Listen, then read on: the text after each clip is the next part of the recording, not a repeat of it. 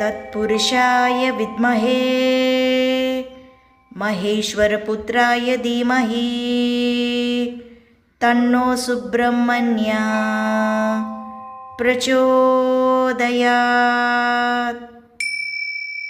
ॐ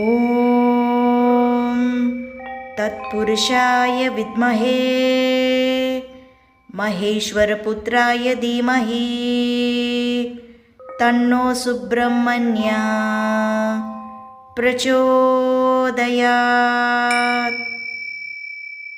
ॐ तत्पुरुषाय विद्महे महेश्वरपुत्राय धीमहि तन्नो सुब्रह्मण्यः प्रचोदयात्।